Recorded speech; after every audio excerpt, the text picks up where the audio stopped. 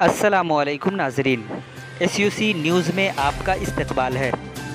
SUC news की Urdu service से हमारी बाकायदा नशियात का आगाज़ होता है। मैं आपका मेज़बान सद्दाम हुसैन अलीमी। आइए एक अहम मौजू की तरफ चलते हैं। अमन की बात पसंद नहीं आई चैनलों को। हमारे न्यूज़ चैनलों के पास एतदाल नाम की कोई चीज़ नहीं। किसी एक खबर के पीछे हाथ धोकर ऐसा पढ़ते हैं कि नाज़रीन को ये लगे कि चैनल पर जो वाक़या दिखाया जा रहा है उसके अलावा दुनिया में कुछ हो ही नहीं रहा है। अगर हम सिर्फ पिछले 3-4 महीनों पर गौर करें तो देखेंगे कि किसी वक्त तबलीगी जमात का बुखार न्यूज़ चैनलों पर चढ़ा, कभी हर वक्त कोरोना का भूत उन पर सवार था, किसी वक्त मज़दूर की हिजरत के गम में खाना पीना छूट गया था न्यूज़ एंकर्स का, कभी चीन का आसेब दिलो दिमाग पर छाया हुआ था, कभी चीनी मसनूआत के बाइकाट की मुहिम चलाने में महव थे न्यूज़ चैनल्स, कभी लद्दाख और लिहिया से रिपोर्टिंग करने के लिए अपने रिपोर्टरों को भी भेजकर दिन भर किस्से कहानियां सुना रहे थे और पिछले एक हफ्ते से विकास यादव के पीछे लग गए थे। एक मुजरिम के पीछे भागने की धुन में उनको अमन की बंसी बजते हुए नहीं सुनाई पड़ी, बल्कि ऐसा महसूस हो रहा है कि जब से चीन और हिंदुस्तान की अफवाज ने बाहमी रजामंदी से एक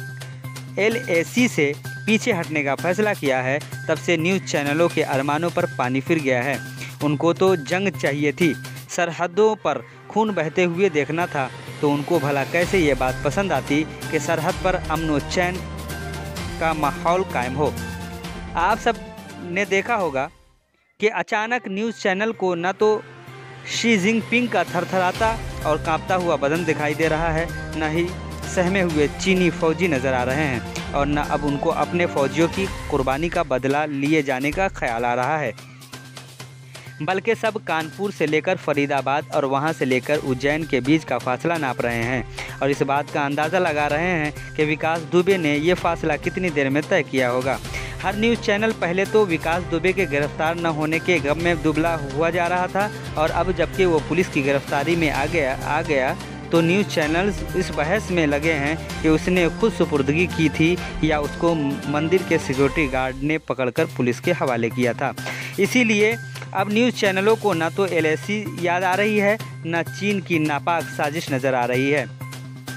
और न ही उनमें से कोई ये जानने की कोशिश कर रहा है कि कौमी सलामती के मुशीर अजीत डोभाल के पास कौन सी ऐसी जादुई छड़ी थी कि उनके सामने आते ही चीन और हिंदुस्तान के दरमियान पैदा सख्त कशीदगी अचानक कम हो गई। किसी ने यह भी जानने की कोशिश नहीं की कि इतने दिन से मिस्टर डोभाल इस मामले से बिल्कुल अलग क्यों थे या उनको जानबूझकर अलग रखा गया था। किसी न्यूज़ चैनल ने अजीत डोभाल की इस बात के लिए सताइश नहीं की कि उन्होंने इस मामले में मुदाखलत करते ही चंद घंटों के अंदर हालात को संभाल लिया। असल में जब किसी के आसाब पर जंगो जदाल सवार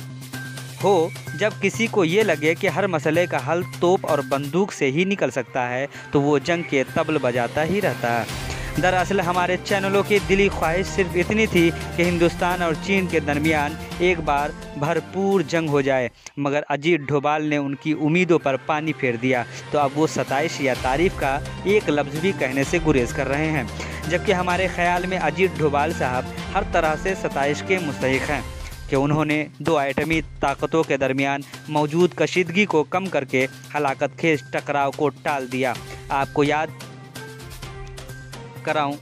आपको बताऊं कि जंग किसी मसले का हल नहीं है और जंग के बजाय मुज़ाकरात के ज़रिए इख्तलाफात को हल किए जाने पर ज़ोर दिया जाना चाहिए। बातचीत की मेज़ पर बैठकर बड़े बड़े मसले हल किए जा सकते हैं, जबकि जंग के मैदान में फ़ौजें उतारने के बाद छोटे छोटे मसाइल को हल करना भी मुश्किल हो जाता है। हमें खुशी है कि हिंदुस्तान के कौमी सलामती के मुशीर ने कुछ सरहदी इलाकों से दोनों फ़ौजों के पीछे हटने के बारे में मफाहमत के ज़रिए रास्ता निकालकर कशीदगी को कम किया। हिंदुस्तान और चीन के दरमियान जब से जंग के बादल छाए थे, तब से हर अमन पसंद इंसान तबाही और बर्बादी का अंदाज़ा लगाकर परेशान था। हम उम्मीद करते हैं कि आगे भी दोनों ममालिक अमन व अमान के रास्ते को ही इख्तियार करेंगे और कौमी सलामती के मुशीर साहब सिर्फ